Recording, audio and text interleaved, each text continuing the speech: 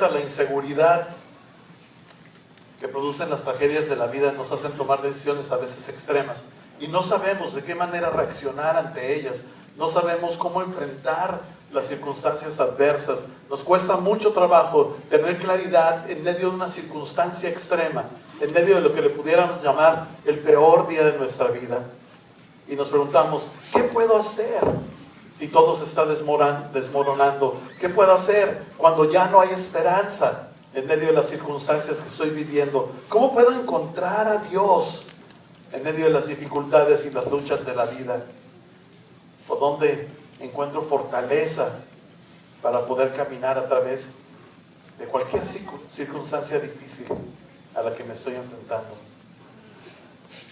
Y la verdad es que no importa qué tipo de circunstancia a la cual nos estemos enfrentando, qué tipo de pérdida económica, de engaño, de enfermedad, de pérdida de algún ser querido, la Biblia nos enseña de qué manera podemos enfrentar el peor día de nuestra vida.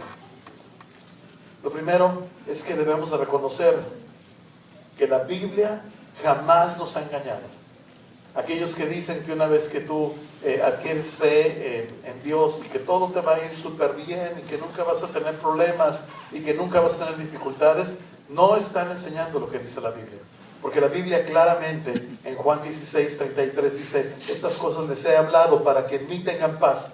En el mundo tendrán aflicción, pero confíen, yo he vencido al mundo. Dios nos dice que vamos a enfrentar circunstancias difíciles. La Biblia claramente nos los enseña, pero también nos dice que en medio de ellas vamos a encontrar paz y vamos a poder confiar en Él, porque Él jamás pierde el control de nuestras vidas.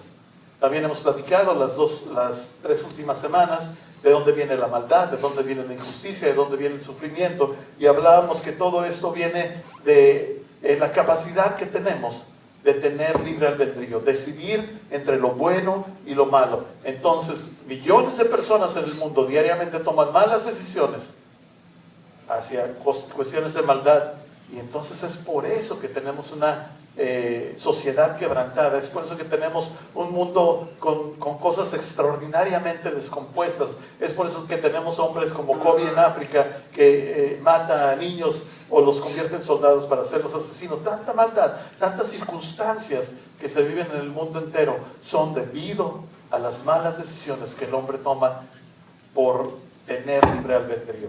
Entonces, no es Dios, habíamos dicho, el que creó la maldad, sino es el hombre que ha decidido por la maldad.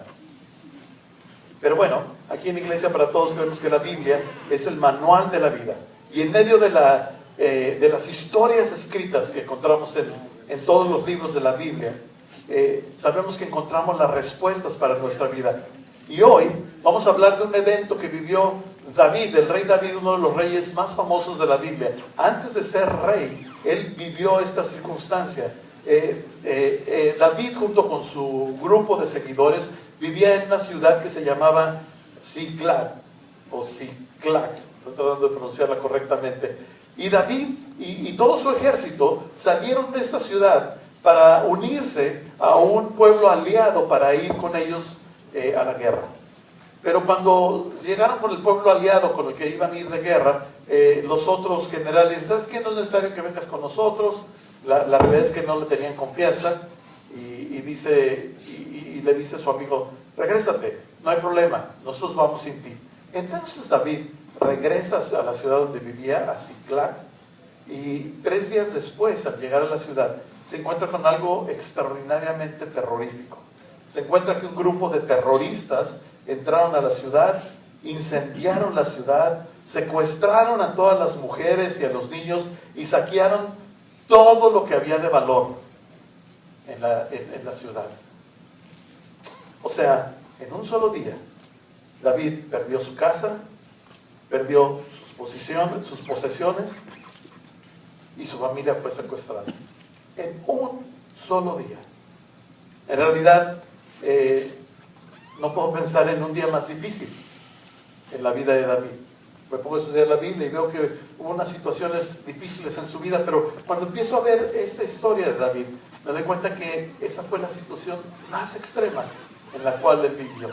Sin lugar a dudas, este era el peor día por el que había pasado o habría de pasar David en su vida.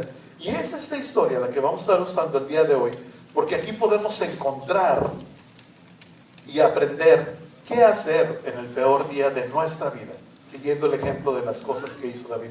Y saben, lo primero que hizo David, y ya podemos usar sus bosquejos, que los tienen ahí en sus manos seguramente, lo primero que hizo David es llorar. Dice la escritura que está en su bosquejo, dice, cuando David y sus hombres vieron las ruinas y se dieron cuenta de lo que les había sucedido a sus familias, lloraron a más no poder. Lloraron a más no poder. Y la primera cosa que nosotros tenemos que hacer al enfrentar circunstancias difíciles en la vida, en realidad, es no abstenernos de llorar. No abstenernos de llorar. Pero ¿cómo, Gerardo? ¿Cómo dices eso? Que los cristianos no pueden enfrentar todas las circunstancias de la vida y siempre con valor y nunca con tristeza y no deben de llorar y no deben de... Quien te haya dicho eso es una mentira. Dios a ti y a mí nos dio emociones y nuestras emociones son catalizadores muchas veces para poder tomar algunos caminos, aunque no debemos de tomar decisiones en base a nuestras emociones. Las emociones siempre son un catalizador que nos ayudan a avanzar hacia adelante. Dios nos las dio. Dios es perfecto. Él nos creó de esta manera. Y aunque no debe de ser el factor principal, como decíamos, para tomar decisiones, tampoco debemos de estar ocultando y oprimiendo nuestras emociones. Si usted tiene duda de esto, dice, pero ¿cómo? Yo pensé que el Espíritu Santo venía y traía consuelo y nadie lloraba. No. La verdad es que somos seres emocionales. Somos seres emocionales y tenemos necesidad de expresar nuestras emociones. Pero el hombre más espiritual sobre la faz de este planeta, que algún día haya caminado por este mundo, dice la Biblia en Juan 11:35, entonces Jesús lloró. Entonces Jesús lloró, siendo Dios.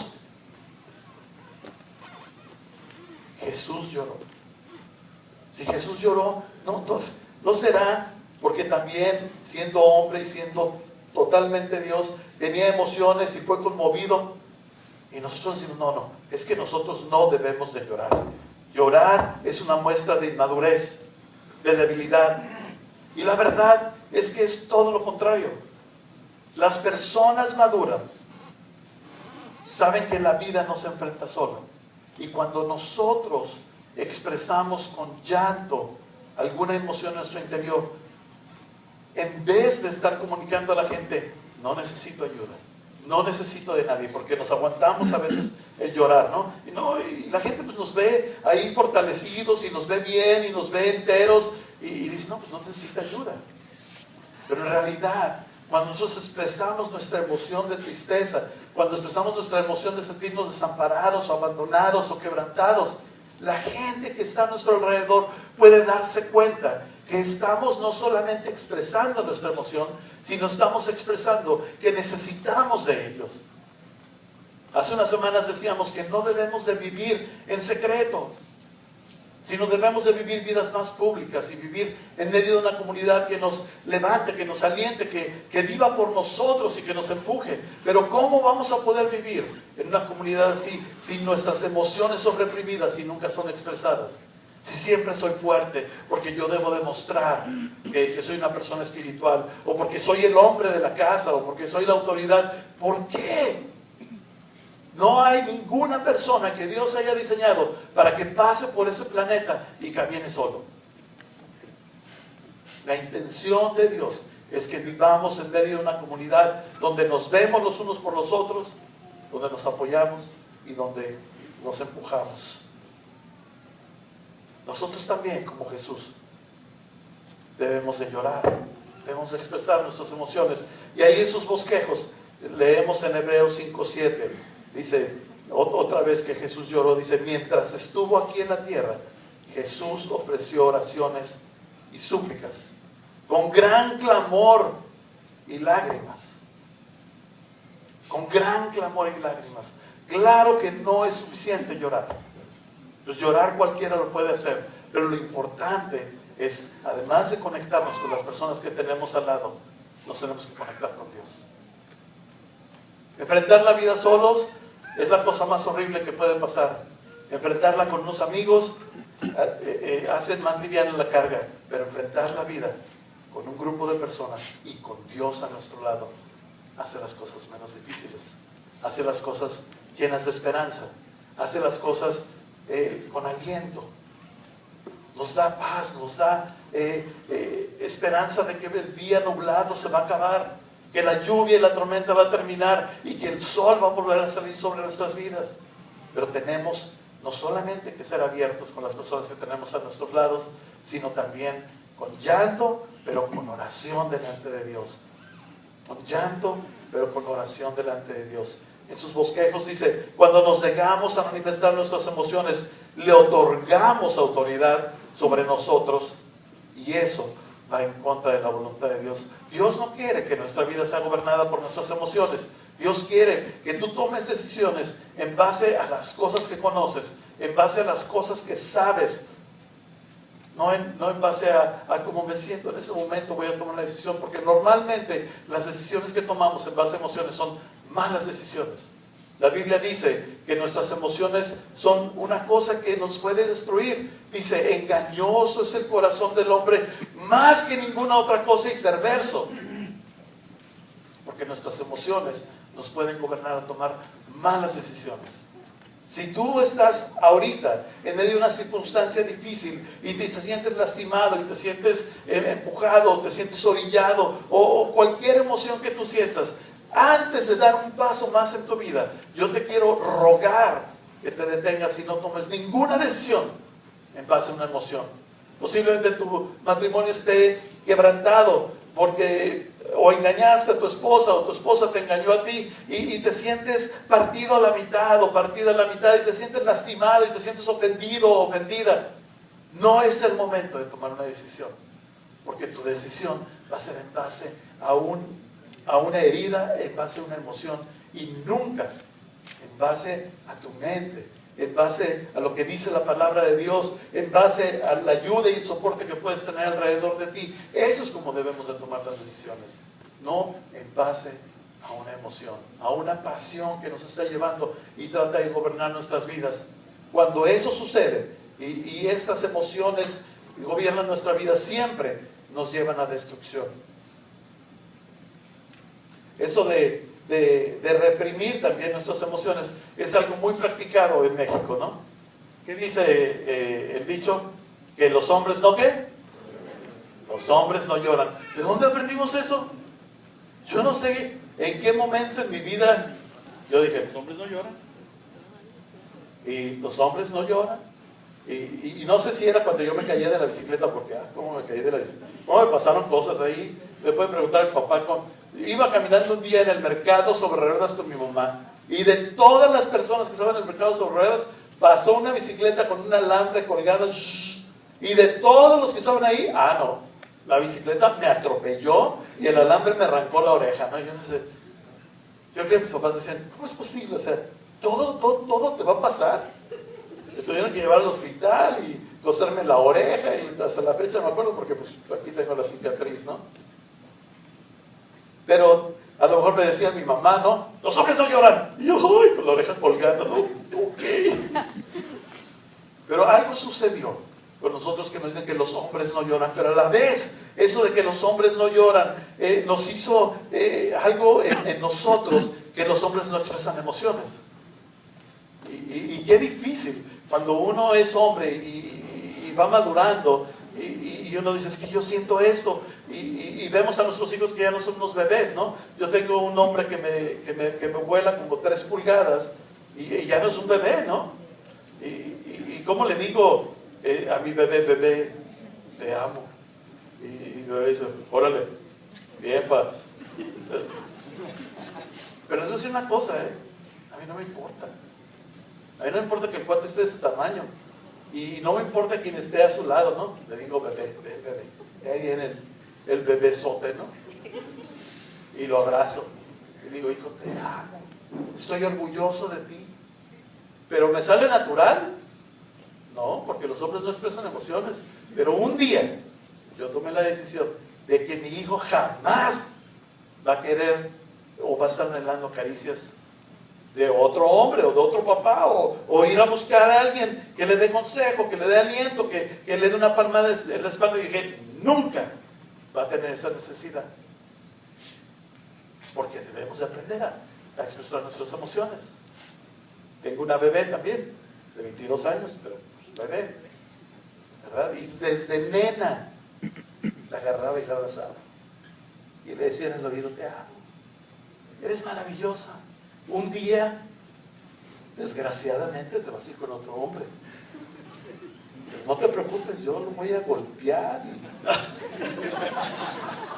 le voy a hacer la vida tan difícil que se va a ir de la casa inmediata. Y va a ser como un príncipe para tu vida. Te vas a casar y vas a ser feliz. Y le empiezo a hablar en la oreja y la niña dice, y se derretía en mis brazos, ¿no? ¿Le sale natural? Nunca, ¿no? Yo no quiero que conozca a nadie más que a su papá. Pero es necesario que nosotros nos liberemos de esta cuestión de que los hombres no expresan emociones. Y empecemos a ser libres. Y empezamos a vivir en comunidad. Pero encima de eso, que la gente más cercana de nosotros pueda experimentar nuestras emociones en sus vidas. Y puedan tener la certidumbre de que les amamos y que estamos dispuestos a dar la vida por ellos. ¿Cómo lo van a saber? Si jamás se los decimos. Yo lo quiero retar a usted, hombre, específicamente a los hombres, que no pase este día sin que abrace a sus hijos, a su esposa misma, de que a lo mejor ya más de 20 años o 10 o 15, y la vea en los ojos y les diga, estoy dispuesto a dar la vida por ti, te amo con todo el corazón, te admiro, eres mi orgullo.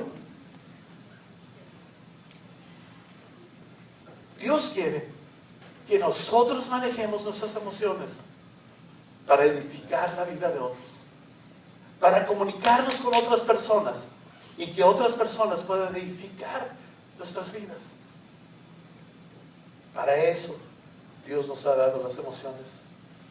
Y hasta que reconozcamos la importancia de nuestras emociones, vamos a poder impedir, ahí en sus bosquejos es la palabra, poder impedir que gobierne nuestras vidas, nuestras emociones.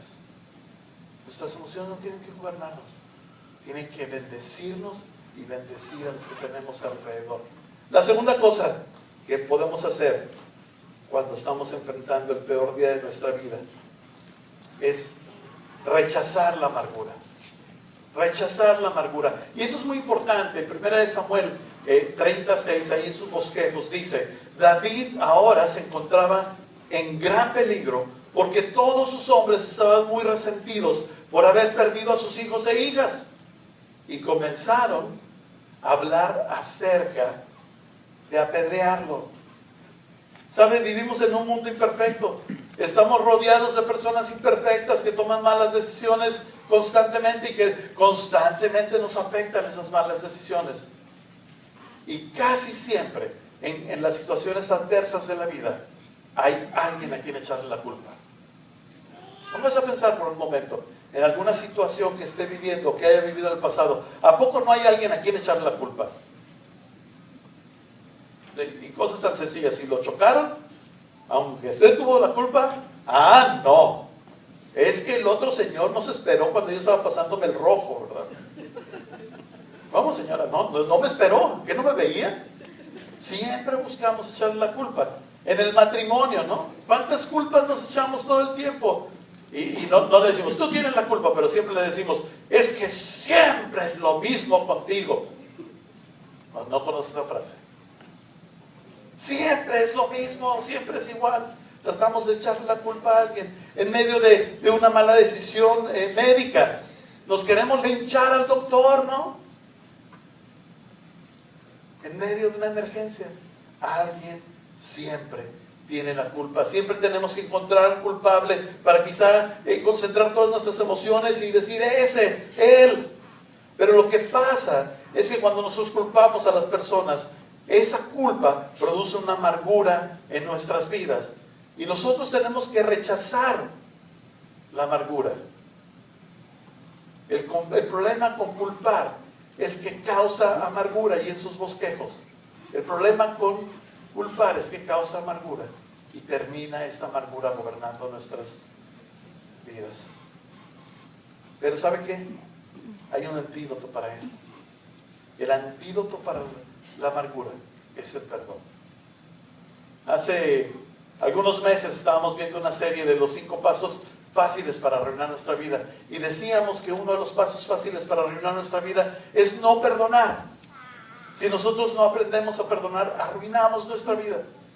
Nosotros tenemos que aprender a perdonar, porque no queremos amargura sobre nuestras vidas. No queremos que cada vez que veamos a una persona, la hernia o la llaga o la herida nos vuelva a brotar y estar angustiados y estar enojados y No queremos eso sobre nuestras vidas. Nosotros queremos ser libres de toda culpa.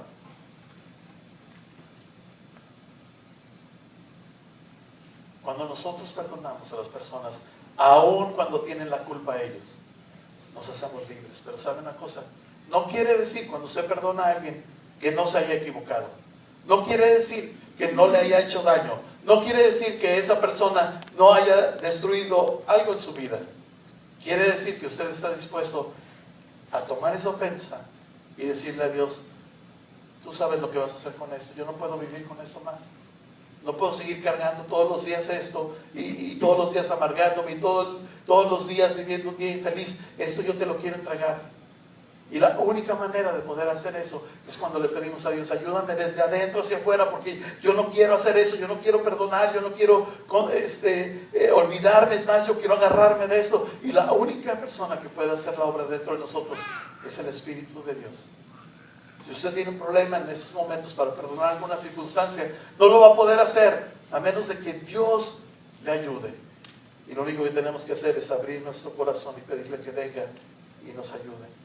La última cosa en sus bosquejos en este punto es que cuando no encontramos a quien culpar a nuestro alrededor, cuando nadie tuvo la culpa porque fue quizá una enfermedad, porque quizá fue un accidente, porque quizá fue una tragedia donde nadie puede ser culpado, entonces decimos, Dios tiene la culpa. Y amargarnos en contra de Dios es lo peor que podemos hacer. Amargarnos en contra del Creador y de la autoridad máxima de este universo. ¿Cómo pues? Dios jamás tiene la culpa de lo que nos sucede. Él quiere ayudarnos a sobrepasar las circunstancias en nuestra vida, a superar las cosas. Él quiere darnos aliento, fe, paz, ánimo. Quiere ubicarnos en medio de una familia de personas que vean por nosotros. La cosa número 3 que podemos hacer cuando estamos en el peor día de nuestra vida es buscar ánimo en Dios. ¿Qué es esto de buscar ánimo en Dios? La Biblia dice, pero David encontró fuerzas en el Señor, su Dios, en medio de esta circunstancia de haberse quedado en la calle, de ya no tener ninguna posesión, ni su casa, ni su ciudad, cuando perdió todo lo que tenía, su casa, sus posesiones económicas, y le secuestraron a toda su familia. La Biblia dice que en medio de esto, él encontró fuerzas en Dios. ¿Cómo lo hacemos? ¿Cómo le hacemos para encontrar fuerza en Dios? ¿Qué quiere decir esto de buscar ánimo en Dios? La primera cosa que quiere decir es algo que ya estamos haciendo ahorita, y es rodeándonos de personas que están interesadas por nuestra vida. Si tú has estado viniendo aquí a Iglesia para Todos, quiero decirte que estamos profundamente interesados en tu vida. Tu vida es lo que nos interesa, tu bienestar. Que si estás enfrentando una circunstancia difícil, nos des la oportunidad de ser parte de tu vida. Pero que si estás enfrentando situaciones llenas de alegría, nos des chance de ser parte también de tu vida. Queremos ser tu otra familia, que te anima, que te consuela, pero que también ríe y se divierte contigo. Es una de las maneras que buscamos el ánimo de Dios, rodeándonos de gente que está interesada en nuestra vida, rodeándonos de personas que también están interesados en Dios y en sus planes para nuestra vida. Normalmente cuando el mal nos alcanza, tratamos de orillarnos, de aislarnos, tratamos de hacernos a un lado. ¿Nos ha dado cuenta? Y decimos, ay, me gustaría irme de vacaciones. Yo recuerdo cuando yo era adolescente, mi mamá murió cuando yo tenía 12 años. Y por circunstancias propias de ser un adolescente y de vivir solo en casa, 3 hombres, pues pasaba mucho tiempo solo. Y yo recuerdo cómo yo mismo me aislaba en mi tristeza y en mi soledad. Y me metía en mi recámara, y abría el closet de mi recámara, y me metía al closet, y cerraba el closet, y me sentaba en el piso a decirme a mí mismo qué tan desgraciado era. ¿Qué tan triste era mi vida? Y ahí me deprimía y me ponía a llorar. Buscaba la soledad. Y si tú estás enfrentando una circunstancia así, donde tú te estás aislando y te estás orillando y te pones a llorar y dices, ay, me está yendo tan mal y soy tan desgraciado y soy tan triste y he perdido y ya no tengo y ya no voy y nadie me quiere, y ahí estás enclaustrado en tu closet, llore y llore y llore, teniendo autocompasión de tu vida y autodeprimiéndote. Quiero decirte que Dios no tiene nada que ver ahí. El único que tiene que ver ahí es verdaderamente el poder del diablo ahí a todo, tratándote de llevar hasta el punto más bajo de tu vida. Veíamos en un video cómo una muchacha llega a ese punto más bajo de su vida, porque seguramente no abrió su vida ante nadie, porque no expresó su llanto, porque no pidió ayuda, porque no buscó conectarse, porque se aisló, y llega el momento en que dice, no vale la pena esto, ahí nos vemos y me voy a dar un clavado, ¿no? Las personas que se suicidan, sus eventos anteriores al suicidio son autocompasión y autodepresión. Y Dios no quiere eso para nuestras vidas. Yo te reto a que no te aísles, no vivas más aislado. Busca el ánimo de Dios en la vida de los demás. Dios te ha puesto en esta comunidad para que no vivas solo, para que vivas alentado, vivas empujado y para que otros estén viendo por tu vida. La Biblia dice, más bien, anímense unos a otros día tras día. Voltea con la persona que tienes ahí a un lado, porque ya los veo todos con el nudo en la garganta, yo nada más soy. Pero voltea con la persona que está a tu lado y dile, anímate. Si hay una situación difícil, no te preocupes.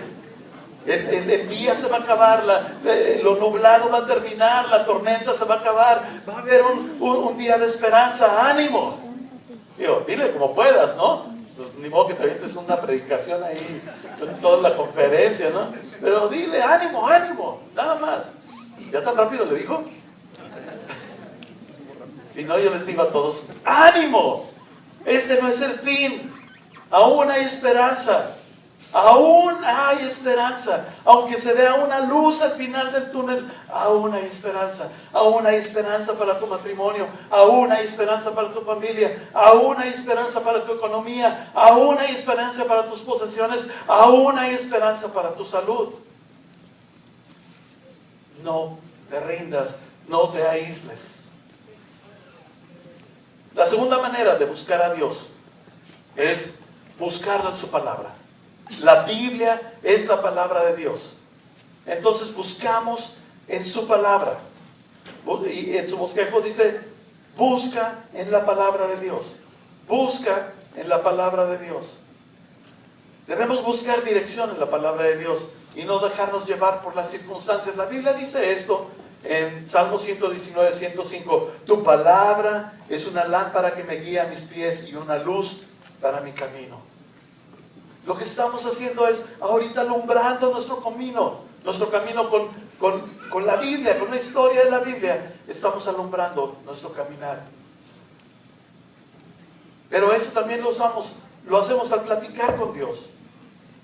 Platicamos con el Señor, ayúdame, enséñame. Y después abrimos la Biblia y buscamos ahí de qué manera Dios nos puede ayudar y conectar a través de estas historias, o inclusive a través de un salmo o de un proverbio para guiar nuestra vida, ¿no?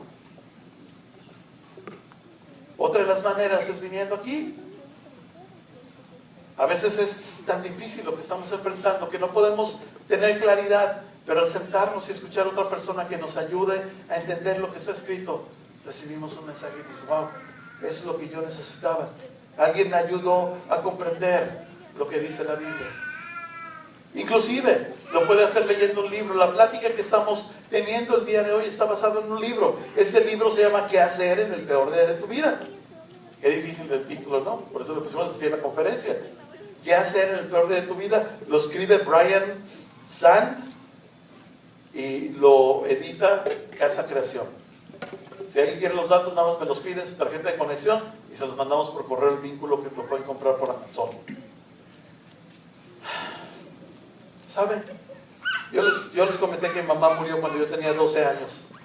Y lo más impresionante es que ella estaba bien grave. Y en medio de esta gravedad, un día ella me dijo cuál era su cita bíblica preferida. Y casualmente su cita bíblica preferida fue un canto que cantamos hace rato, que es Isaías 40:31. Y dice, en cambio, los que confían en el Señor encontrarán nuevas fuerzas. Volarán alto como las águilas. Correrán y no se cansarán. Caminarán y no desmayarán. La última vez que yo vi con vida a mi mamá fue en el aeropuerto.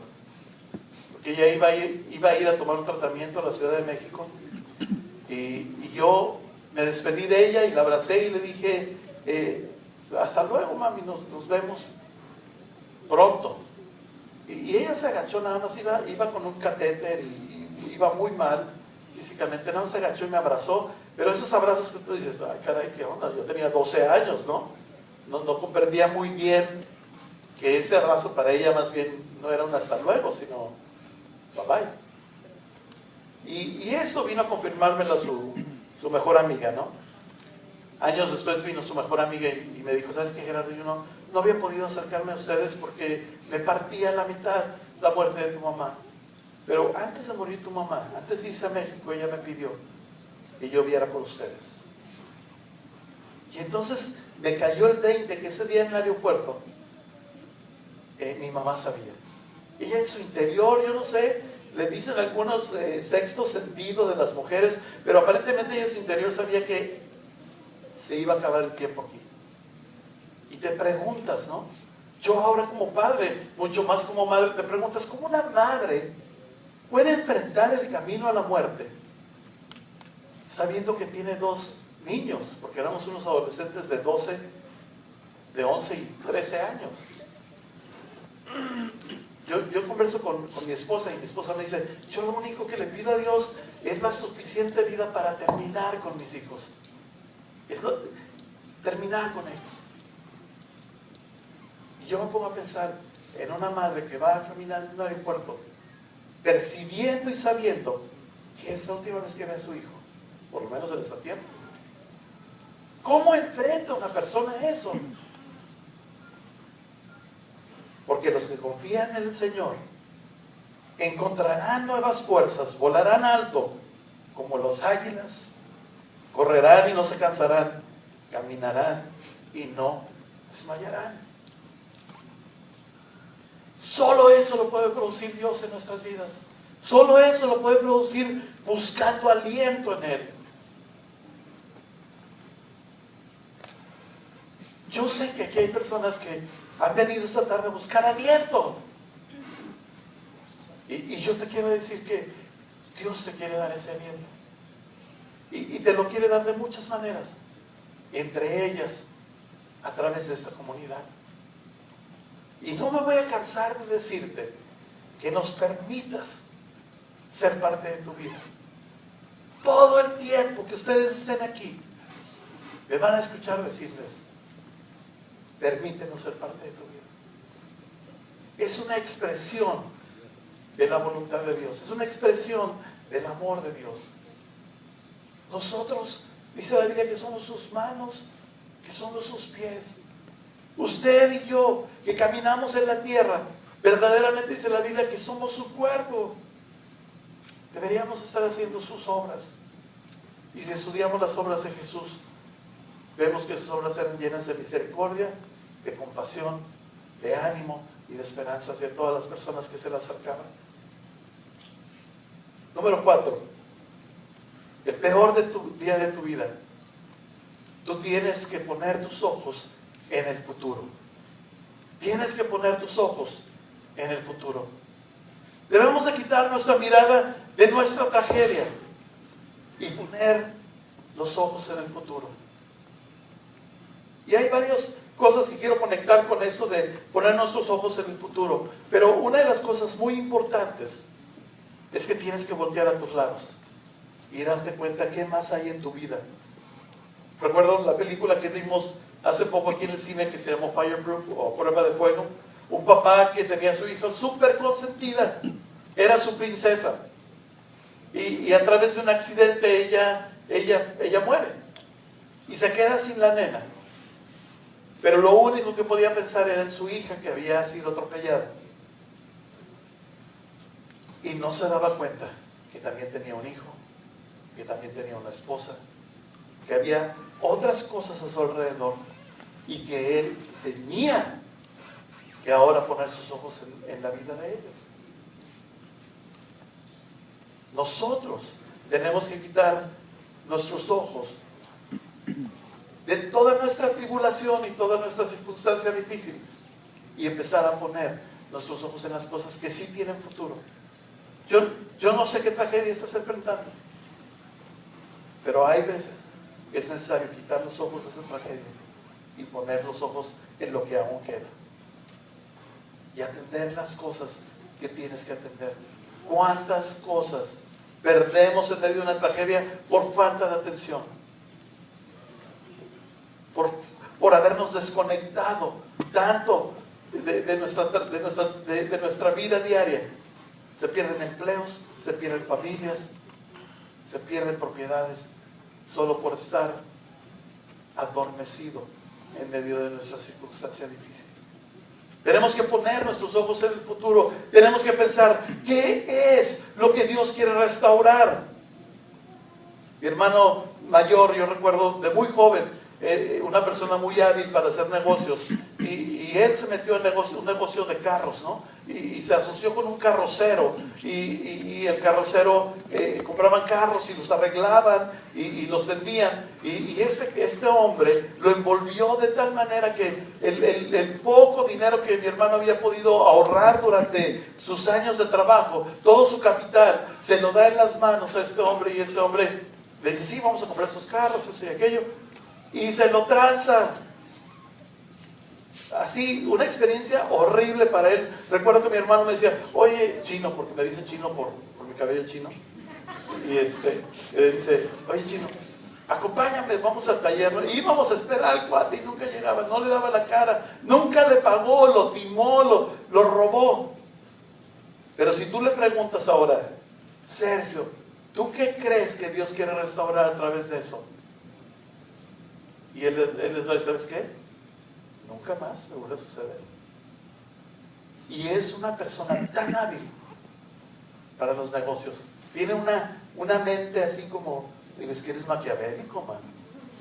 O sea, se le ocurren todas las cosas que pudieran suceder. Y dice, no, por aquí no, así. Y yo me admiro. Y digo, esto solamente lo adquiriste a través de una experiencia en tu vida, ¿verdad? Entonces, ¿qué es lo que Dios quiere hacer? ¿Qué es lo que Dios quiere restaurar? ¿Qué es lo que Dios quiere lograr en tu vida? Decíamos hace unas semanas que las circunstancias difíciles producen carácter en nosotros.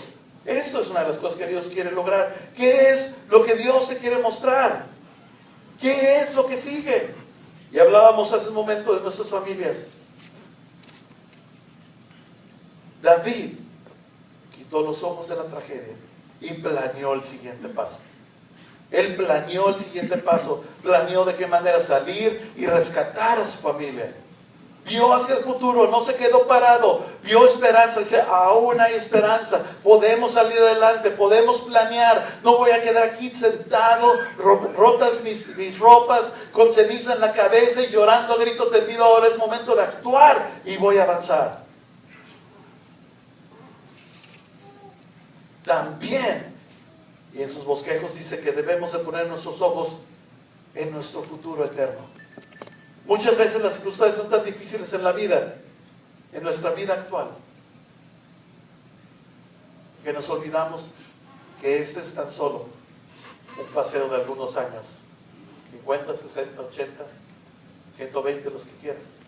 Es un paseo comparado a la eternidad. Hay esperanza aún en la eternidad.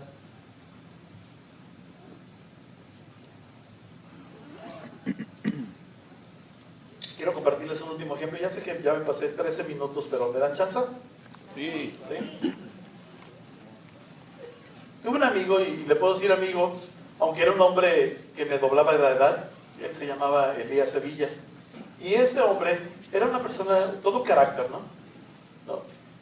toda una personalidad.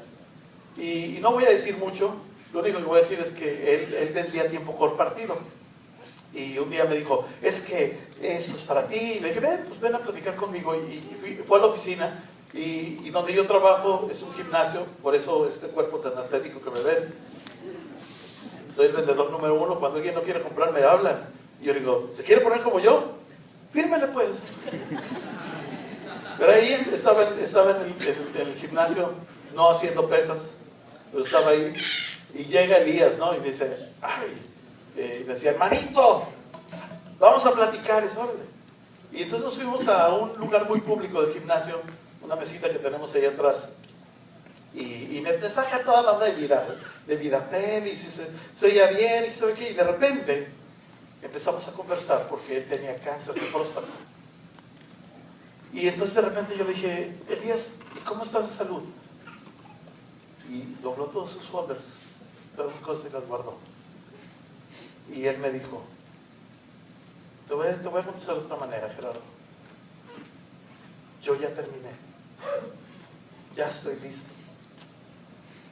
Estoy listo para enfrentar mi eternidad. Mis hijos, todos ya estudiaron. Mi esposa está bien. He terminado. Él era en el pasado un hombre alcohólico, pero pesadísimo. Dejé todos los vicios. He terminado, he concluido con mi vida. Estoy listo para enfrentar mi eternidad. Y le digo, me deja muy impresionado lo que me dice. Y dice, no tengo temor. Nadie sabe cuántos días me quedan, pero cada día lo voy a vivir como si fuera el último de mi vida. Y empieza a llorar ahí públicamente en el gimnasio. ¿No? Y yo decía,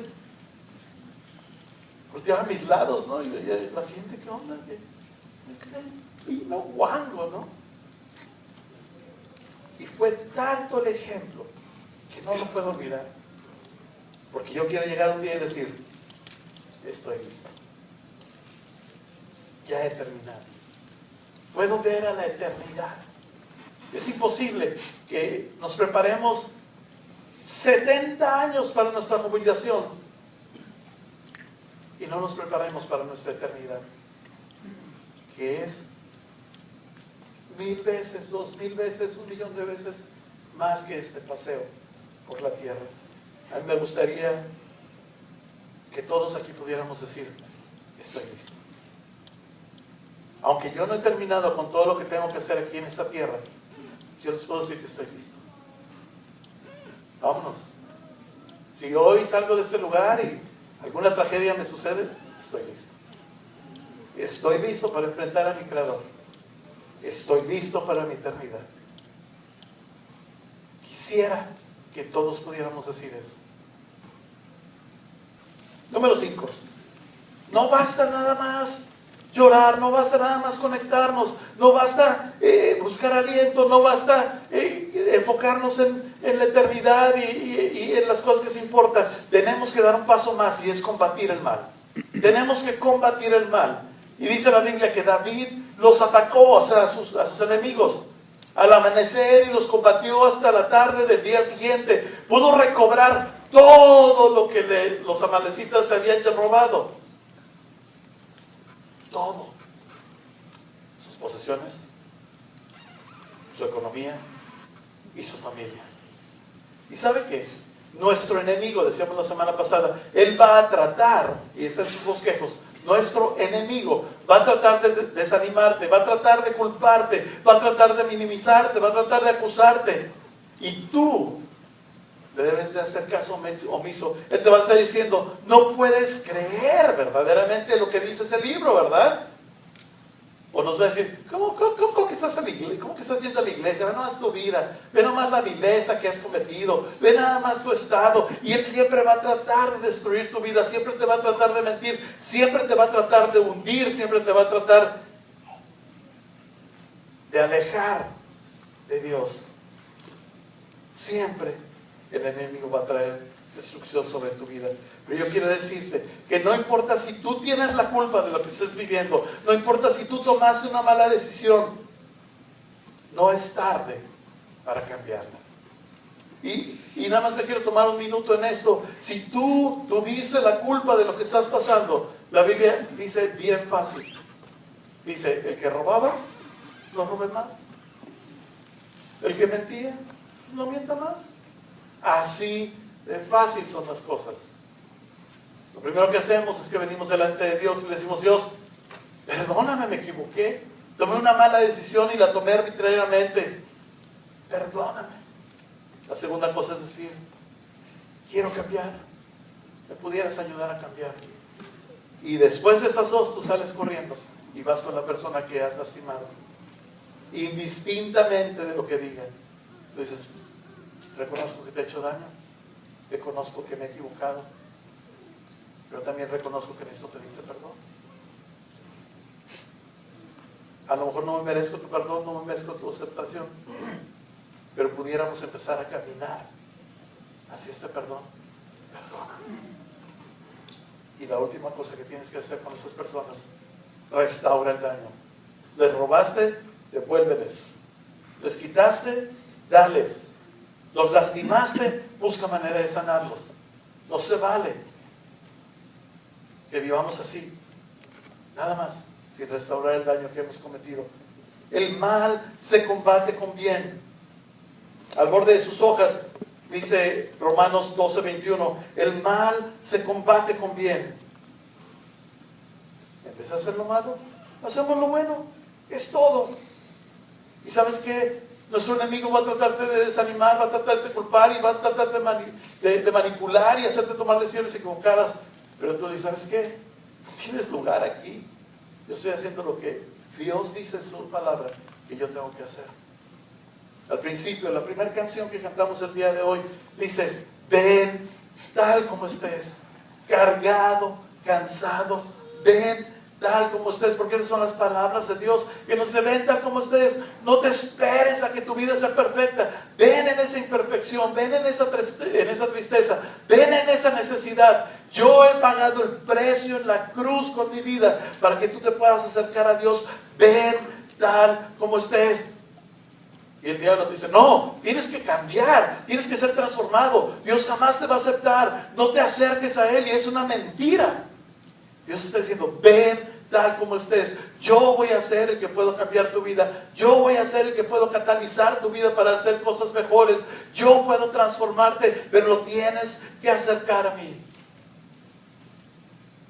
Colosenses 2, 14 al 15 dice, Dios nos perdonó la deuda y clavó la cuenta en la cruz. Y Él venció todos los poderes y toda la fuerza espiritual a través de su sacrificio en la cruz. Ven tal como estés. Cada vez que venga un pensamiento hacia tu vida de que no eres digno, de que tienes que pagar por los errores que has cometido, yo quiero que en ese momento cierres los ojos y recuerdes el sacrificio que Cristo hizo en la cruz por ti, porque Él pagó con su vida para que tú no vivieras en ese tipo de tribulación y de culpabilidad. Él te ha hecho libre si tú aceptas esa libertad. Yo quiero pedirle a los músicos que pasen y vamos a tener un último canto que habla específicamente de lo que estamos platicando en este momento. Y mientras ellos pasan, yo quisiera hacer una oración por usted, por las personas que nos han escrito en sus tarjetas de conexión sus necesidades.